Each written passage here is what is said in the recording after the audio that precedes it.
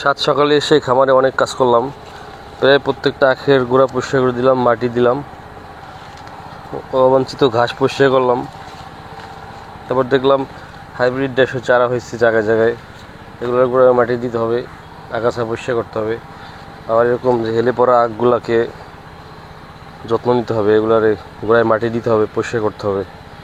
তো কাজ করে যাচ্ছি। যারা মোরলের বাজাতের আখ নিয়ে খুব উন্মাদনা দেখাচ্ছেন, এগুলো লাগিয়ে আপনি বড়লোক হয়ে যাবেন, তাদের জন্য দেখাচ্ছি। মোরলের বাজাতের আখ এই যে এরকম একটু পানি পেলেই কাণ্ড দিয়ে পানি ঢুকে ঢুকে এরকম পচে যায়, আবার নতুন করে কুড়ি বের হয়ে যায়।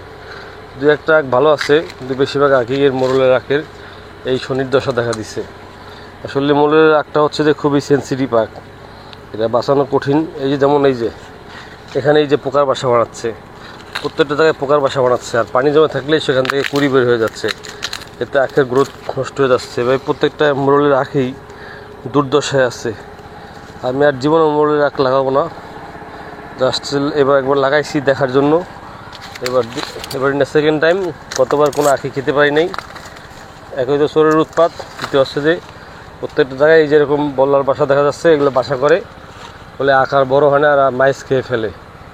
তো মোরলের আখ আসলে একটা লস প্রজেক্ট। এটা সেই মোরলের বাচ্চাদের আখ যেটার নাম লাল বেনারস। এই একটা এখান থেকে একটা ঝোপে অনেক আখ হয়েছিল, কিন্তু চোরেরা যে এভাবে করে আখ চুরি করে নিয়ে গেছে, এখন আমার তো কিছু করার নাই। রিসেন্টলি এক দুটো নিচে একটা আখ এদিকে এরকম হেলে পড়ছে, 12-13 ফিট হইতে পারে লম্বা, কিন্তু এই একটা আমি হারভেস্ট করে ফেলবো, কারণ এটা রেখে দিলেই চোরেরা নিয়ে খেয়ে ফেলবে। শুধু ডগাটা আমি নতুন করে লাগাই রাখবো, তো এটা এখন কেটে ফেলতেছি। মোরলের বাজাতে রাখবো বলে এই একটার নাম ব্র্যান্ডিং করা হচ্ছে লাল বেনারস। যেহেতু মোরল চাষ করার আগে অনেক দিন আগে একটা ছিল, তো এই সেখান থেকে আমি একটা চারা একটা আখ কেটে ফেলছি। এখান তো দেখতেছি কিছু কুশি আছে, এখান থেকেও কিছু কুশি বেরোচ্ছে। তো একটা আখ যেহেতু বেঁচে আছে, আর গোড়া থেকে এটা থেকে কুশি বেরোবে, কিন্তু শিকড় আছে।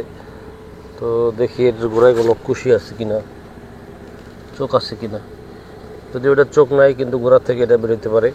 চোখ দেখতে পাচ্ছি, এই যে চোখ, এই যে চোখটা, আর এই যে একটা 2 পিস কাটবো, কাইটা বাকি আগাটা আবার লাগাই দিব। নিজের লাগানো আখ গাছ থেকে আখ পেলাম। এটা মোরলের বাজাতের আখ বা লাল বেনারস আখ। একটা বেশি বড় হয়নি, কিন্তু চোরের উৎপাদের কারণে একটা আমাকে কেটে ফেলতে হলো। এটা নাকি অনেক বড় হয় আর অনেক মোটা হয়, কিন্তু চোরের উৎপাতের কারণে আমাকে এখনই কেটে ফেলতে হলো। এটা খুবই নরম, কিন্তু মিষ্টি একটু কম। তো এই প্রথম আমি এই বছর একটা আখ হারভেস্ট করলাম। এটার দাম হইতে পারে 10 টাকা বা 15 টাকা, কিন্তু এর পেছনে আমার প্রচুর শ্রম গেছে। তো এটা সফলতা যে খামার থেকে আখ কাটলাম। দর্শক দেখাই আর একটা চিনি চাম্পা আখের কাণ্ড সংগ্রহ করলাম, মানে আখ কেটে নিলাম। এটা পাকতে আরও 5-6 মাস লাগতো, কিন্তু এতটা ধৈর্য আমার নাই, কারণ নিজের পরিশ্রম করে এটা 5 ফিট বেশি হবে। নিজের পরিশ্রম করে মানুষকে খাওয়ানোর কোনো লাভ নাই, কারণ নিজের তো একটা শ্রম আছে, পরিশ্রম যাই বলেন না কেন, ঘাম এবং খরচ তো আছেই। তাই একটা কেটে নিয়ে যাচ্ছি ঢাকায়, বাচ্চাদেরকে দিব। এই ঝোপ থেকে কাটছি, এই ঝোপে এখনও অনেক আখ আছে। এখানে অবশ্য বল্লার বাসা, তাই ভিতরে তেমন একটা যাচ্ছি না। যতটা সম্ভব এই আখগুলা এক জায়গায় বেঁধে রাখার চেষ্টা করব। তো আবার কাজ শুরু করি।